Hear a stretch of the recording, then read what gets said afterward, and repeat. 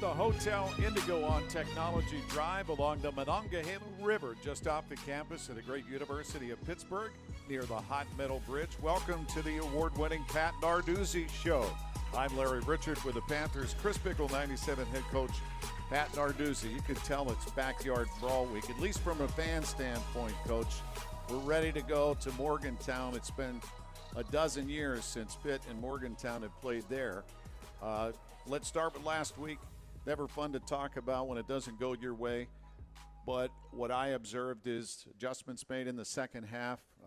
Defense really locked down overall, and you were literally a play away from being able to win that ball game in spite of all the things that didn't go right, especially in the first half. No question about it. I mean, you look at it overall, and you go back and watch the videotape, and there's a lot of things you hate as a coach that you saw. You're like, what are we doing? Like, why is it so sloppy? So you want answers of why, you go out and practice here the last 2 days and fix them up. And I think we've shored up a lot of different things and made sure that we're going to be a lot better. And again, to me, it comes down to emotion and energy and how bad you want it to. And again, I'm not sure, why we were like we were, but there was some great adjustments in the second half. We did some really good things during the game, but you just need more consistency. And we talk consistency all the time through August camp about consistency. It just was not one of our better performances. And as you go through the analysis, you've always said a lot of coaches say you're never as good as you think you are on tape and vice versa. So when you evaluated it, I think you need to know these are things that can be fixed. There's a lot of things that could be fixed. I mean, from the coaching standpoint and obviously the player standpoint. So it's just little details. I mean, Shane can tell you when he gets up here, two linebackers, they better be going in the same direction together, to the right or to the left. And if you got one going to the left and one going to the right, there's going to be a gigantic hole. And that happened to us one time. And, just looking, we asked these guys to do a lot of different things during plays. And sometimes we're keying that, sometimes we're keying that, and, just to stop different plays. So there's a lot of details. If you get your eyes in the wrong spot, you can have a problem on offense or defense. You win as a team, you lose as a team. It's never about the individuals. So when you evaluate on offense, missed opportunities, it's a combination of a lot of things. I would admit it's the line, it's the quarterback and the receivers when you're talking about the passing game or trying to create Don't forget holes. about the running backs, the running backs too, and the tight ends. It's all 11. I mean, when you watch the tape, it's receivers so excited to go run a route that they run it wrong. And I'm not talking like the wrong route, but just, we talk about revolutions and, whether it's depth in a route, and they got so excited and they're running fast, but, you just didn't, worry about the details. I mean, the very first fade that Bub catches out of bounds is a great catch, but you're out of bounds. Well, he's got to hold the red line. He did a great job running and making a catch, but you got to get on top of that guy and you got to stay, 5 yards from the sideline. You can't get squeezed in the sideline. He didn't do that. That's just a detail of a route, and I'm not calling him out. I'm just talking. That's how, it was a great play by him. I just wish we were, in bounds. I know he was targeted 11 times. Very unusual because you figure it's going to make some of those catches. What was the analysis when you looked at that? Same thing, just ball placement at times and again, timing on the routes, and protection is a big thing. I mean, if you're not getting protecting your quarterback, you got issues. So that has been a major, major focus about protecting our quarterback. And then in the first half, a rare field goal miss.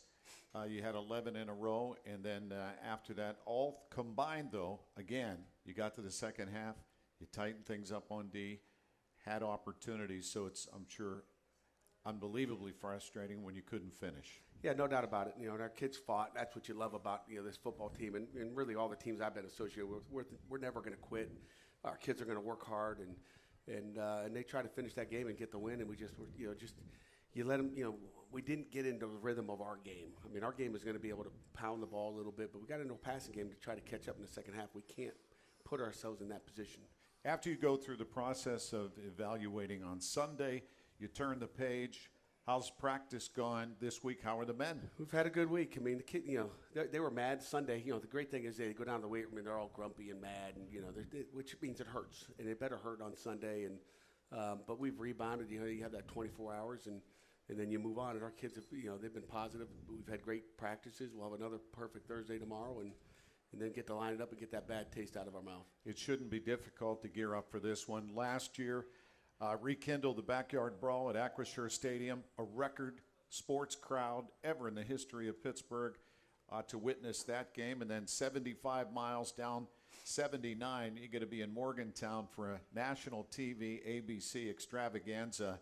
It should be a lot of fun, and I'm sure that hasn't passed their emotional minds. No, they know. They know what's on the line. They know the rivalry. They know, what's coming when we travel down there, whether it's by bus or by foot as you walk in that stadium.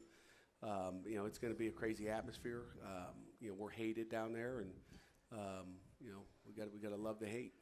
Last year, everybody, and by the way, there's a nice crowd here at Hotel Indigo, and we thank the Panthers faithful. Give yourselves a round of applause. We appreciate you all being here. And last year, when M.J. Devonshire had that 56-yard pick six, that lit up the crowd, and I think remembered that, and he was asked about playing on the road. And M.J. said, "You'll love this." M.J. said, "I kind of like it when we go to a place where we think they don't like us." I can tell you they don't like you there. The atmosphere, especially M.J. right after that. Head coach's special guest is Shane Simon. He'll join us in a few minutes. We'll talk more about the backyard brawl when we return. You're listening to the Pat Narduzzi Show, presented by Dollar Energy Fund on the Pitt Panthers Radio Network. And we welcome you back as we get ready for the backyard brawl. Larry Richard with Pat Narduzzi. And Panther fans, the Panther Club is currently competing against Mountaineer Athletic Club in the backyard brawl giving challenge to see which school can get the most donors to support their scholarship fund. Last year, Pitt beat West Virginia on the field and in the giving challenge, so give yourselves a round of applause. Appreciate that, and we want to do it again. All donations of $5 or more to the Student Athlete Success Fund count towards the challenge. Make your donation now. PittsburghPanthers.com/challenge to help the Panther Club be back-to-back champions. Hail to Pitt. That said, Coach, a lot of intrigue. Who's winning on this thing right now? So Are we far, ahead? So far, I don't have the latest update, but Allison Rubin says we are ahead. Up by 50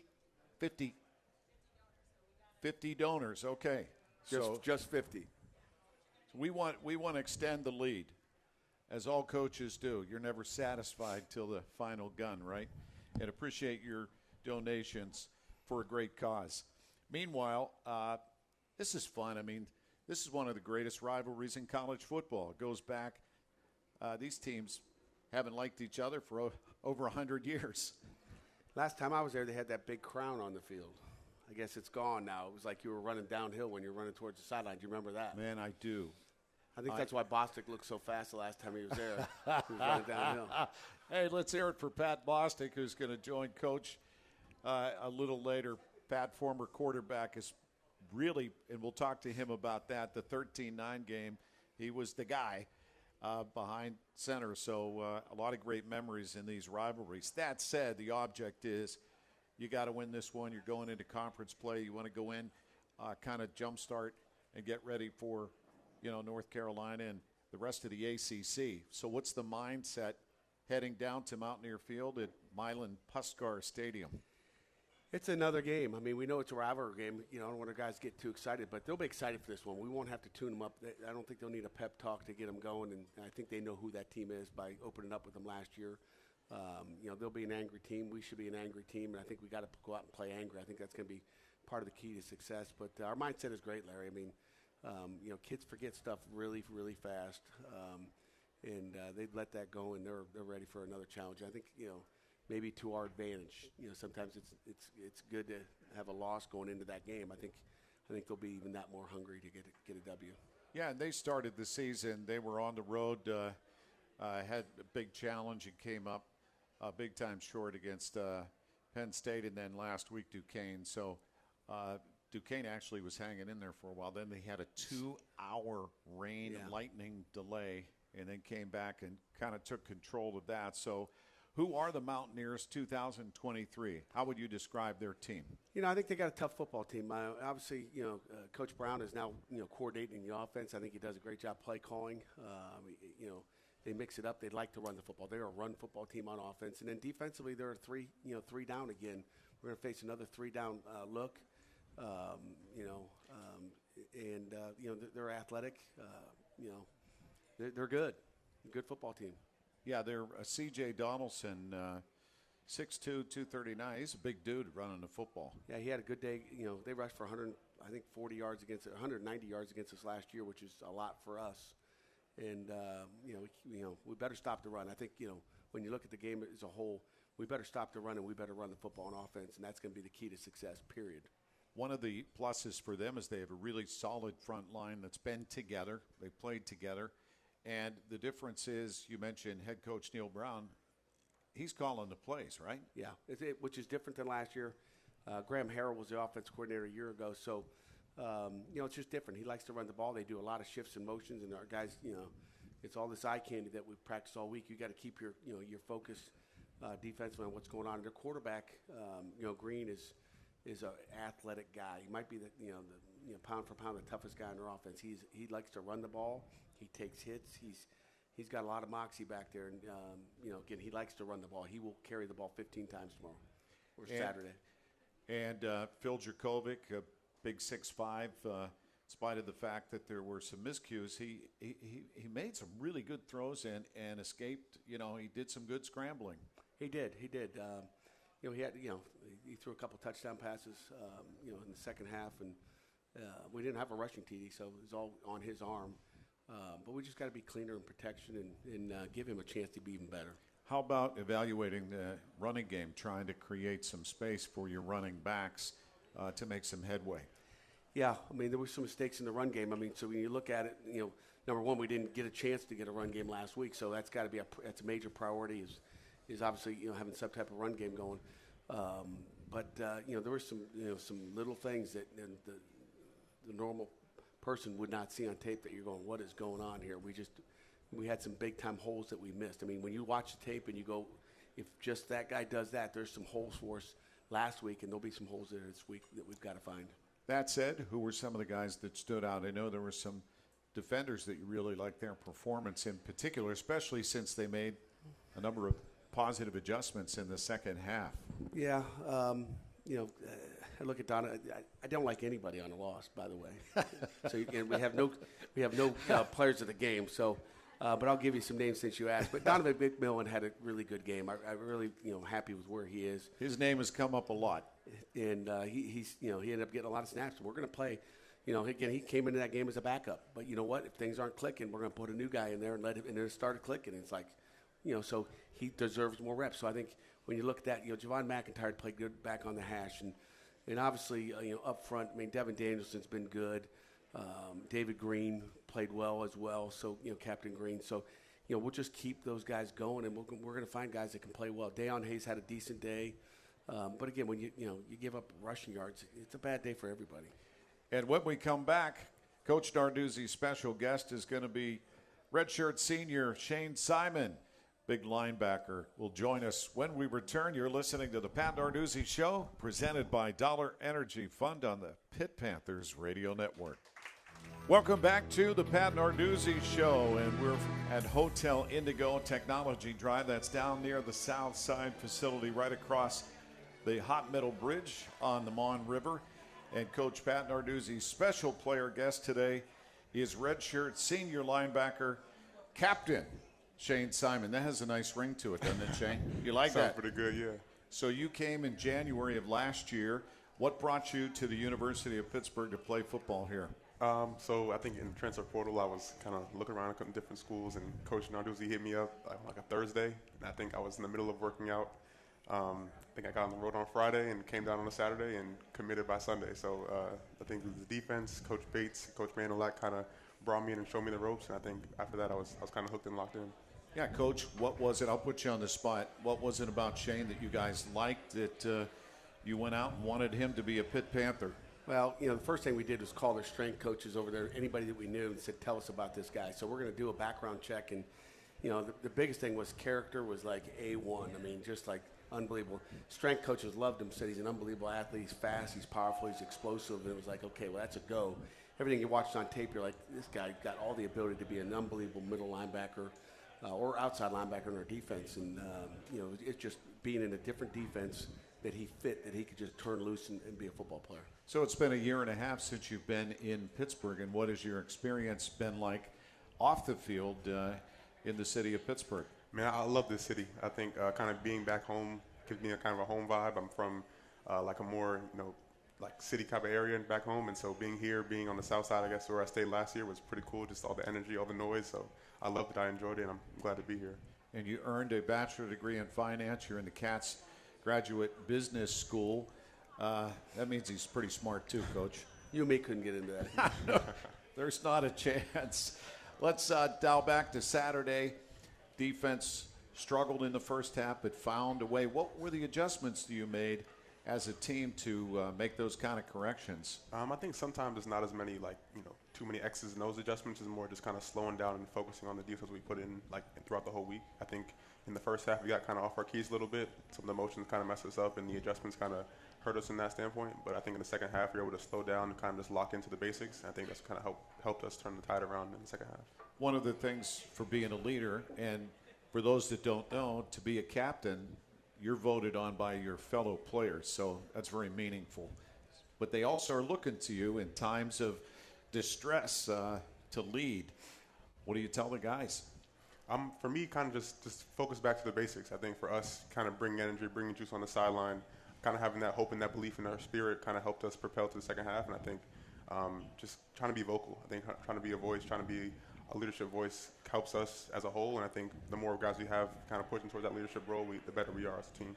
You always want to win, but when you don't, you got to find positive takeaways. And the fact that you put the team back in a position to win that football game when it could have got really out of hand and there might not have been a chance, that has to be at least one positive takeaway for you guys. I mean, having the second half we had and feels a little bit good, I guess, but in a loss it always hurts no matter what. But yeah, I think it goes to show to tell us that if we play well, we play in our role, in our discipline, one is 11, or 11 as one. I mean, we can do everything we need to do to win games, and so I think it gives us a little bit of hope for the next game, but it still hurts because it's a loss. I'm guessing as a competitor, you really want to get back on the saddle and get back in there and compete again. What do you hear about this West Virginia team? I mean, the team is heavily run focused. I mean, offensively, they're going to look to run the ball 40 times a game and try to have 300 yards rushing every single game. And so for us, that's what our bread and butter is, trying to stop the run. And so it's going to be a good battle up front, and we're excited to go do that. Of course, we had them here last year. It was an amazing atmosphere, tremendous crowd, record-setting, as we mentioned. Now you're on the road. You haven't been on the road yet this year, and you haven't been on the road against this team in a dozen years as a football team. That doesn't matter, but what are you expecting down in Morgantown? I mean, a crazy hostile crowd. We've been coached and talked to by plenty of different former players and coaches, and telling us about how crazy it is down there in Morgantown, and I just can't wait. I can't wait for the booze, maybe some beer bottles or Gatorade cans thrown at us. I can't wait for all that stuff. So batteries. Yeah, the crazier the environment, the crazier hostile environment is going to be, the better I think we're going to play. I think we're going to be juiced up in energy and have a lot of energy, and so I just can't wait for the whole environment, the whole stadium, and just the bus ride up there and everything. I can't wait. What's interesting is the further back you go with the alumni, the worse it gets. Did you notice that? For sure. Because everybody's got a story that's ever gone to Morgantown for a Pitt, West Virginia game. We're with Captain Shane Simon. Let's hear it for Shane. We got more coming up. And I want to give a shout out to Patrick Gallagher, the proud professionals of PGT Trucking. Let's hear it for Pat and the support that he's given the University of Pittsburgh. Gallagher. We appreciate you, Patrick. You're listening to the Pat Narduzzi Show, presented by Dollar Energy Fund on the Pitt Panthers Radio Network. We're back from the Hotel Indigo, if you don't know where that is. This is a great little gem right on the Mon River, and we invite you to every Pat Narduzzi Show. Finally, after post-COVID, we're able to welcome back Panther fans. Give yourselves a round of applause for being here. Very dedicated group, excited for the backyard brawl. And by the way, this gentleman says he was the best athletic trainer in Rhode Island, John Carney. Yeah, John, what's up? I didn't even see him there. John's a Bridgeville native and spent years while you were at Rhode Island. Oh, yeah. And he rehabbed me a few times. Rehabbed you and got you in the shape you're in today, or at least back then.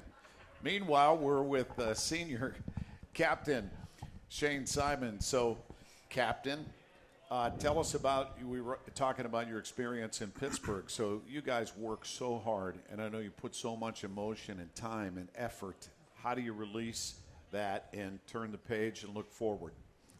I mean, you talking about this like off the field, or you talking about just kind of? Well, both. First of all, there's the game, because everything you do, the work these coaches put in, and every effort that's made. That's why it's so disappointing. It's disappointing for you guys when it doesn't go your way. It's disappointing for the fans because we're emotionally invested, not to the detail and the effort that you guys do, but we care, and we want you to win and be successful. So how do you disconnect from that and then set yourself up for success? So I think the way that Coach Narduzzi has our schedule like set up throughout the week is that we come in on Sundays and kind of debrief and talk about the game and go over the game and watch the film on the game.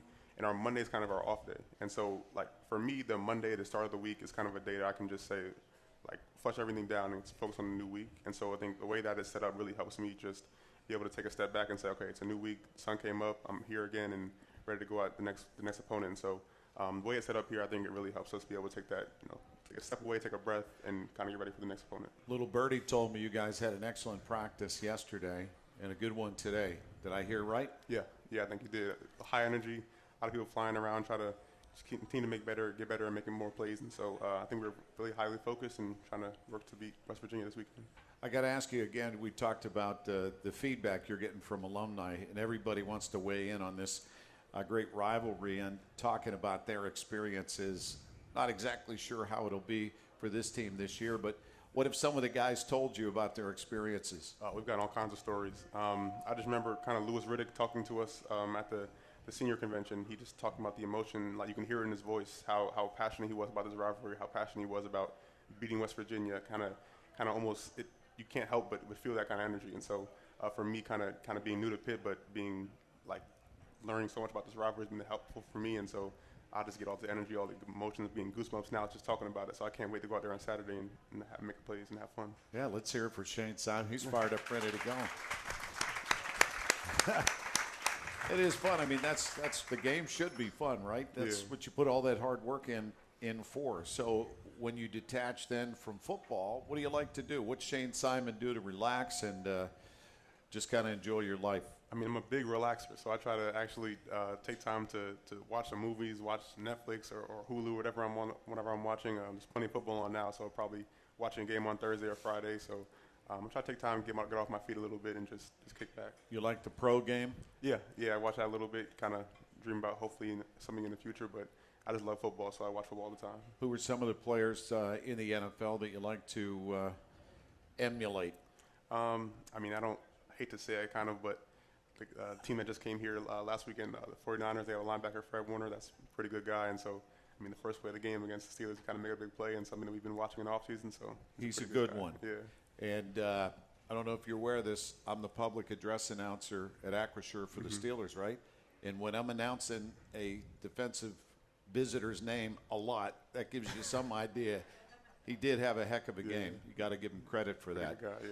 And then when you're watching Netflix, what are some of the shows you like to enjoy? There's so many different streaming shows out there. There's People so many. always tell you got to watch this, you got to watch that. See, I'm bad with series, so I kind of like watch a few episodes and then kind of fall asleep on one and then like kind of get off of it for a little bit. So I'm more of a movie guy. So I think last night or 2 nights ago I watched the end of Kung Fu Panda 2. So that was Kung Fu Panda 2.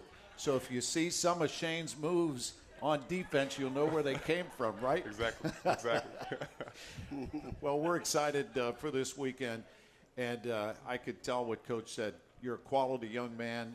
We're looking forward to a big game from you and your team, and appreciate you being here today. We'll let you get to your Hotel Indigo meal that's sitting over there. Let's hear it for Captain Shane Simon, big linebacker. And when we come back, we're going to be joined by former Pitt quarterback who maybe has the moment in Pitt, West Virginia history that all of us will never forget. You're listening to the Pat Narduzzi Show, presented by Dollar Energy Fund on the Pitt Panthers Radio Network. Pat Narduzzi Show, Hotel Indigo, and we thank the staff and management here for their gracious welcome. And we have a couple of bonuses. Coach opened it up for some questions. We'll get to those from Panthers fans who are assembled here as we get ready for the Backyard Brawl. And let's hear it for this amazing artist, Cody Sable, who's done extraordinary work and the charity work you do. So kind of impromptu, you did this amazing panther on this giant canvas. and we're going to auction that off, and it's going to go to the Animal Rescue League. So tell us about how long you've been doing this and the speed painting you do, too. Well, I used to play college football, not good enough to play for Coach Narduzzi, but to kind of give me something to keep my adrenaline up, keep me challenging myself, I just started doing the live painting thing, and then I got hooked up with a bunch of really nice charities like the one that we're doing this painting for. So it's been a really cool journey up to this point, but this is my 9th year doing it. Well, let's hear it for Cody, and we're going to get some bids here. I'm going to put up $500. First bid, that's from me. Let's hear it for Cody Sable again. Appreciate you. And we are joined by former Pitt quarterback and senior athletic. Hold on. How about the Bill Burns Award winner, Larry Richard? Yeah. After 50 years. It took them 50 years to figure out you deserved it. No, they ran out of guys. You're the best. But thank you. Pat was there last night. Thank the Rooney family. And they had a great event at FedEx Hall for the Catholic Youth Association. Yep. It's been in existence for 98 years. They do great work with children and our senior citizens. So all went to a great cause. Pat Bostic, former Pitt quarterback, never more important in this moment, reflecting on the backyard brawl. And also senior associate athletic director of Major Gifts. I don't know if all of you are aware of that. So if you have any major gifts, this is the guy. But Pat, 13-9, you were the quarterback. Looked like West Virginia might have a real shot at a national title. I thought they had a shot too. And they haven't been close since, really. That was one of the most amazing upsets in college football history because you went down there with a chip and nobody gave you guys a chance. How did you win that football game? Our defense played really good. I mean, the whole Steve Slayton and Pat White to 9 points. Knocking Pat White out of the game helped a lot. A lot. And Pat McAfee, the other Pat, helped us a lot too. Missed a few field goals. LaShawn McCoy is a really good player. And I think, I was talking to Chris LaSala today, and he mentioned we got into a fight with them pregame at midfield. They did like a circle thing where they'd walk around, and a bunch of our guys just went over there. And I think at that point in time they realized we just weren't going to come down there and die and roll over and die for them. And it was a fight from then on out. And every minute that went on, we started believing more. They started believing that it could happen to them. And then the clock ran out. And all of a sudden, you keep believing for 60 minutes, something can happen. And it happened. What are some of your other takeaways? Because I'm sure, when did it hit you? We just beat this team. And again, nobody in America gave you a chance to Clock win. hit 0, and I realized it. Our punter was running on the back line. Like, what is he doing? And he ran out of bounds. We took a safety. It was 13-7. He took a safety. I had no idea what he was doing. And he took a safety, and I'm like, wow. And then we just rushed the field, and the whole place was silent. And it was magical. And then we drove home because it's a bus ride home. It's not a plane, So when we drove home, we're going through the Fort Pitt Tunnel singing Country Roads, and I never enjoyed that. Full disclosure, actually, it's a pretty good tune, but I hate hearing it down there, and it sounded better with Mike McGlynn singing it than John Denver. Kudos to John Denver, though. And those that don't know, Pat McAfee, a kicker from Plum High School, he was a Plum Mustang, kicked for West Virginia, and then he went on to the NFL. He was with the Colts. He has the most listened to podcast in America. He's on College Football Game Day. Have you ever talked to Pat about that? You have? Multiple times. He used to kick. He was training for the pros in the indoor down here, and he used to wear like these purple and pink cleats. And I'm like, I got to talk to this guy and thank him, quite frankly, for the game. And I saw him. He did a Thursday night game. We played Carolina. I forget what year it was. He did the game, and I saw him in the bathroom. And it was just him and I looked over, and he looked over at me, and he goes, "Blank you, Bostic." And a lot of people have said that, but yeah, my wife says it every night. So it was great, and I thanked him. I said, "Listen, you're the Pat that had more to do with this win than me." So that was pretty cool. All right, when we come back with Pat Bostic, we're going to hear about this game, the scouting report on this West Virginia team that Pitt will face. When we return, you're listening to the Pat Narduzzi Show presented by Dollar Energy Fund on the Pitt Panthers Radio Network. Cody Sable, who is a extraordinary artist has put together this beautiful piece, and we're going to auction it off. We're up to $600. Oh, $750. $750. Dr. Mark Duca. Doc, thank you. The good doctor. Let's hear it for Doc. He's a tremendous supporter He's of the best. Pitt Dr. Athletics. Duca. And it's going to go to the Animal Rescue League and a great cause. And, Cody, we appreciate your artistry. I love your work. And so we're up to $750. So till the end of the show, you have another 15 minutes. Did we have $850 back there? $850. Oh, boy. We'll say $850. $850. That seemed reluctant. He raised his hand. It did. It's like a half raise. Like, I know the answer, maybe not. All right, we're at $850. You've got 14 minutes. Was that just a wave, Doc, or did you go back? $851. All right, we'll hold there for a moment. You guys talk amongst yourselves. Coach, since we finally have a chance to be reunited for your show with the fans, just a couple of quick questions, and we'll get to Pat's scouting report on the Mountaineers. Can you speak to the impact of the Panther Pitt in these games dating back since they put him in the North end zone? I mean, this is your 9th season. You've seen it grow. No question. We've seen it grow incredible, and really moving them from behind us to where you could really see them. And then, the students have done an unbelievable job. The Panther Pit is incredible. Our players talk about it.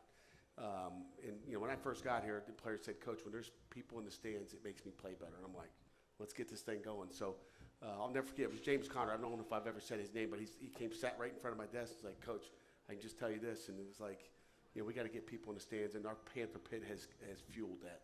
Absolutely. And Charlie here at Hotel Indigo, listening to your post-game comments that you weren't thrilled with 3 plays, the first 3. How involved are you in offense and defense in the play calling and game plan? I don't call any plays on offense or defense or special teams for that matter. I'm a head coach. I try to let those guys do it, but I'm involved in the defensive game planning. Then offense, I always tell Frank Signetti that I'm his GA.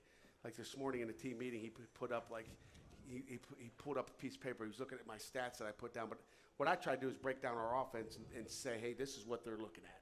That's kind of my specialty is, hey, this is what I see based on tendencies. Try to break tendencies and, try to fix some of those things. So that's where I try to help. And then it comes down to fundamentals on both sides of the ball. I'm the kind of the fundamental guy. Those little details matter.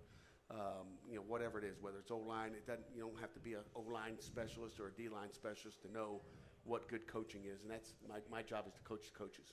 And Randy Bates, the defensive coordinator. Of course, Frank Signetti is the offensive coordinator. Frank Signetti's dad coached at West Virginia. There's so many different intrigues. But when it comes down to Saturday, all that ancient history won't mean anything to this team, to these players. So, Pat Bostic, share with us your scouting report on the Mountaineers. They're going to play hard. I mean, this is a big game for them. It's a big game for Pitt. I think the strength of their team is their offensive line. Their veteran group, they got 130 combined starts up front. Now, they've all played different positions, too. They've all played guard, tackle for the most part. Nestor and Frazier are really good players, and they're going to run the football. Donaldson gave us trouble a year ago. I think if they're going to have success, it's going to be because they run it. Green can run, too. If it's not there, I mean, he's 5'11", and it's kind of hard to find him back there sometimes. He'll get out of there and just scoot. And they have quarterback runs. Yeah, they're quarterback counter. Yep. He does a nice job wiggling through some holes. He's pretty good. He's an athletic kid, tough kid, and the leader of that offense. Defensively, I'm not sure they were good up front a year ago. They're still solid. I think Koba, the linebacker, is really athletic, good player. They run well. They're a 3-down team, so there's a lot of bodies standing up, and you got to be wary of run-throughs. And similar schematically to Cincinnati, and that gave Pitt some trouble in pass protection a week ago. So you got to be ready for pressure and that 3-down look. So it's a great test, and obviously the environment adds an element to it that you have to be ready for, and it'll be a brawl for sure. As a player, you don't have to have anybody motivate you, especially for a game like this, right? No, I don't think. I think it's just managing it. I think, when we were 28.5-point underdogs, it was okay to go in there and try to pick a fight. I think at this point, it's about, not hurting your team. And they're going to try to rile you up and get you emotional. And when you're emotional, you don't think straight, you don't execute. And I think that's the fine line of being charged up and ready to go, but not reckless. And in games like this, when you go down there, they're going to do everything in their power to get you to be reckless. and reckless loses games. And, Coach, that's part of what you talk about this week is managing all of that. How are the men this week getting ready for the backyard brawl? Well, the controlled composure is critical that Pat talks about. We've got to go down there. We made critical opening drive last week of hitting a guy out of bounds, and that was a big time play. It was a 40-yard run that ended up being with a 15-yard penalty. So we got to be smart. Talk about making smart decisions, and our guys will be ready to go. We will be emotional, but we'll be controlled. And we have a special announcement here at Hotel Indigo. The honorary captain for this game is Pat Bostic. Thank you. I just gave up my speech. They didn't hear it. No, I didn't. It'll be a little bit different than that. I think, actually, Coach, Pat's the perfect captain because for those that don't know, Pat does what he does at the university with the work he does to help support the athletic and football team in particular. But Pat is, I call him a football savant. He's so fun to work with on the pregame. He does his homework. He really knows his stuff. I can't think of a better captain for this game. I'm looking forward to it, partner. Thank you. Appreciate it. Looking forward to it as well.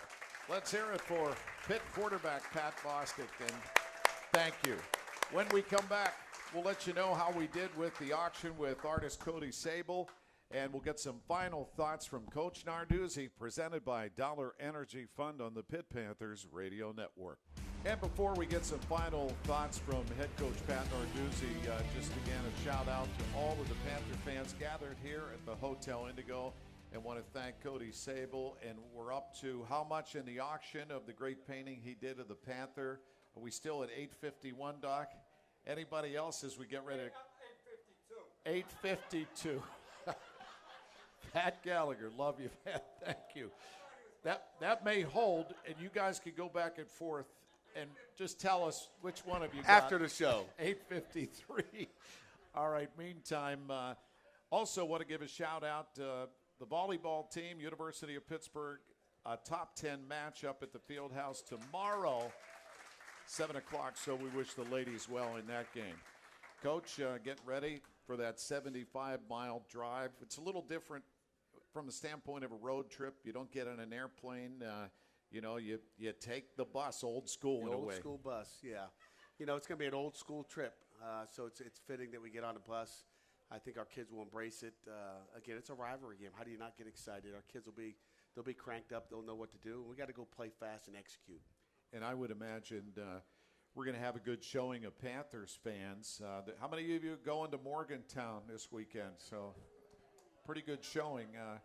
It'll be fun, but nobody knows exactly what to expect in this one from the hostile environment of Morgantown. No question about it. It's going to be different. I've never coached in one of these, so it'll be fun down there. And as far as your guys ready to go, perfect Thursday tomorrow?